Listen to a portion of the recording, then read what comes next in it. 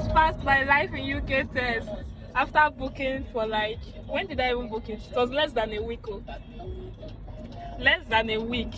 And then I downloaded the app when two days ago. Oh my god, I finally did it.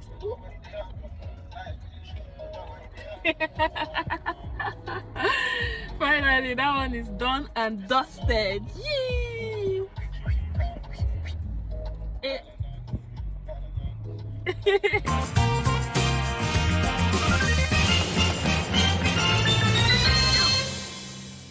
If you are still preparing for the Life in UK test with this UK government handbook, you are doing it wrong. Unless you are Mike with a photographic memory, or maybe you are always top in your class, or maybe you have at least 6 months to prepare for the test. Otherwise, you're better off tossing this out the window.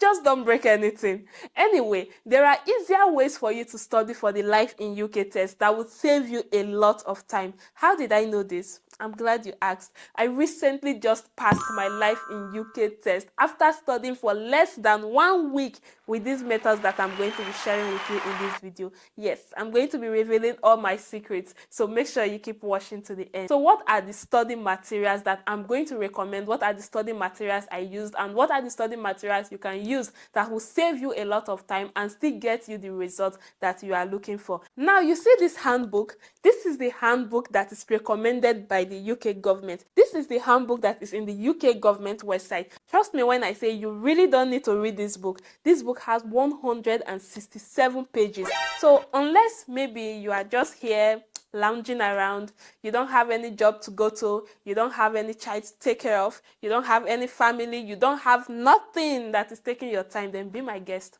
and read this book. Put this aside. You don't need it.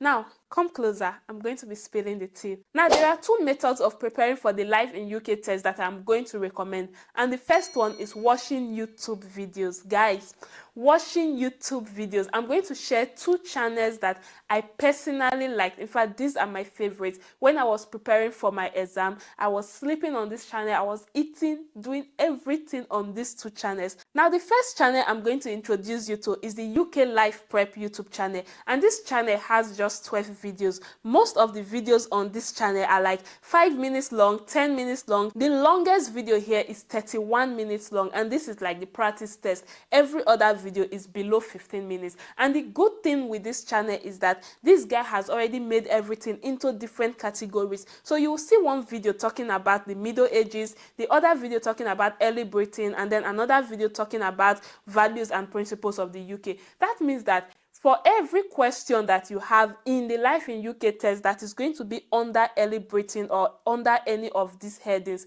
all the information that you need are already in this video. That is going to save you a lot of time going through this book or going through different topics or reading different things just scattered. You're even going to get confused. But if you watch these videos on this particular topics, you already have enough information for you to pass that area in the Life in UK test. So you don't need to waste your time going to read different materials. The second YouTube channel I'm going to be sharing with you guys is the Life in UK test web. This channel has just 29 videos, and most of the videos on this channel are actually practice questions. So they are like past questions. The most commonly asked questions on the Life in UK test are already on this channel. So it will be good for you to play these videos and listen to them over and over. Now, what I'll actually recommend is that you go to the first channel first, that UK Life Prep, so that you will have enough information before you go ahead and start doing practice tests. Another good thing with these YouTube channels is that even though you are busy, of course we are busy, even though you are busy with different things like activities of daily living, you can just put your earpiece on and be reading, be studying at the same time. And that is what I did, because guys, I work 9 shifts. At times when everywhere is quiet, I just put my earpiece on and I'm listening to these videos. And the thing is that because I'm not very good in history, the way I studied for this test is that as I am listening to whatever is going on in the video, I'm trying to like form a storyline in my head. There are times that I will take a sheet of paper and like physically draw the family line of the past queens, the past kings, who is this, who is that. I will trace it out so that I can really make a connection with what I am listening to. Otherwise, it to just be entering one ear and going out from the other ear. So if you plan to study with these YouTube videos, I would really recommend that you try to make sense of what you are hearing and don't just let it pass through you without it going through you. Okay, so apart from listening to YouTube videos, you can also download practice test apps. So you can go to your Google app, you can go online and search for Life in UK practice test. I'm going to leave a screenshot of the ones I used. I downloaded just two, and see guys, I did not even finish the questions in those two because you know I was pressed for time. Most of the time I relied on this YouTube channel, but there are times that I'll be like, maybe this YouTube channel is not enough, let me just go ahead and do some practice tests. So I will use the app and then practice some questions. But after some time, when I found out that I was already like getting most of the questions right, I went back to the YouTube channels and was listening to the YouTube channels over and over and over, even down to when I was going for my exam. Like that morning, that day self, as we were driving down to the test center, I still had my earpiece on and I was listening to it over and over, especially the practice questions in that UK Life Prep channel. Listen to it over and over and over. In fact, at least 4 times. Let it sink into your head. That way, when you go into the test center, once you see the question, it's something you already know. You are not even taking time to think. You just go tick, and before you know it, you are done. And maximum 10 minutes, you are out of that test center. So after you finish your test, your result is available almost immediately. But the thing is that they are not going to give you the result in your test center. It's going to be sent to your email. Your congratulatory message with your unique reference number is going to be sent to your email address. You can even get the result on your way home from the test center. You can just go online. That is how I actually got my result. Like on our way home, I just like, let me even check, and then my unique reference number was already there. So it's that unique reference number that you are going to use to apply for your indefinite leave to remain or your British citizenship. So now let me give you some extra tips. So if you are planning to take the Life in UK test for your indefinite leave to remain or your British citizenship and you want to apply in the next 1 or 2 months, I'll say start looking for a date as soon as possible. Like, it's not easy to get a date. Oh, I'm in Northern Ireland. Before I got my date in Belfast, I was sleeping on that website. Guys, don't be like me.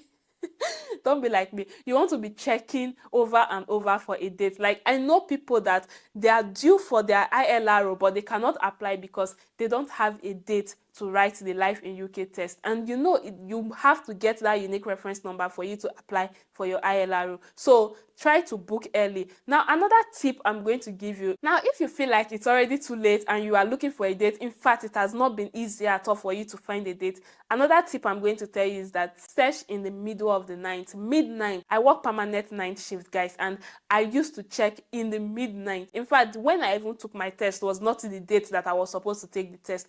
My test was supposed to be like ending of February, but because I was checking, I was like, oh my god, I'm going to apply for ILRO in March. February is too far. Yeah, I want it sooner. When I saw the date, it was like less than a week. I had to just book that date on impulse. So guys, check in the middle of the night. Another tip I'm going to tell you is that put it at the back of your mind that you can actually take this test multiple times. Now, I'm not telling you this so that you will intentionally fail or intentionally not prepare for the test. No, that's not the reason why I'm telling you this. I'm telling you this because if you put it at the back of your mind that, oh, I can actually take this test as many times as possible, that pressure of I need to pass is not going to be there. So you are going to be more relaxed when you are taking the test. Now, another thing you should take note of is that when you are booking the test, you have to submit your identity document. So you can use your international passport or you can use your BROP card. I used my international passport in mine. Just know that whatever you use to book the test, you have to take that same identity document with you to the test center. If you don't present it, you are not going to be allowed to take the test. And also, you cannot go to the test center with your children or your family members. You can have your family member, maybe your spouse or a friend, drive you to the test center, but they cannot wait for you in the test center. So they have to stay in the car and wait for you outside. So if you have a toddler, you can let your friend stay with your toddler or get a babysitter to stay with your child. Just know that you cannot actually take somebody with you. They cannot wait with you in the test center while you go for your test. And another thing you should be prepared for, guys, is that they are going to search you. I've heard people complain that, oh my God, they searched me, they were not prepared for it. See, let me just prepare your mind. When you go to the test center, they're going to search you, like thoroughly search you. They will search your clothes, they will pat you down, they will check your ears to make sure that you don't have any device stuck there, that somebody can be telling you the answer, just so you know, so you will not be surprised or angry when they decide to like search you. The Life in UK test is a computer-based test that tests your knowledge on British customs and traditions. It comprises of 24 questions and you have to have at least 75% to pass this test. That means you have to have 18 questions right out of the 24 questions. You have 45 minutes to take this test, but trust me when I say you can easily pass this test in 5 or even 10 minutes if you are well prepared for this test. The test costs £50 and you can register for the test as many times as you like, but that is not our testimony on this channel, and that is not what you want to do either. You want to write this test and pass it the first time around. Now, who can take this test? If you have the plan to live in the UK permanently, you have to take this test. So if you are under the category of people that are applying for indefinite leave to remain, or you are applying for your British citizenship, then yes, you have to take this test. The good thing is that after passing this test, the result lasts a lifetime. So even if you take the test when you are preparing for your indefinite leave to remain, by the time you want to apply for your British citizenship, you don't have to take this test anymore. You can still use your result when you are applying for your British citizenship. Another thing you should put in mind is that you can take this test anytime you are in the UK. So if you just arrived in the UK and you want to take this test now, you can still take the test. Like I said before, the result does not expire, the result is lifetime. So you can take the test now, and then in 5 years time, when you want to apply for your indefinite leave to remain, you can use the test result to apply for your indefinite leave to remain. So even though this test is for people that are planning to live in the UK permanently, there are some set of people that are exempted from taking this test. So if you are below 18 years old, if you are 65 years old or over, or if you have a long-term physical or mental illness, you can be exempted from this test. However, you have to provide a letter from a doctor confirming your physical illness or confirming your mental illness. And if you are new here, hello, my name is Scholastica, and if you stick with me, I'll try my best to answer all the questions you have about traveling abroad with your family. And to all my returning subscribers, you are absolutely fabulous from head to toe. I love you. I'll see you in my next video. Until next time, stay fabulous. Bye.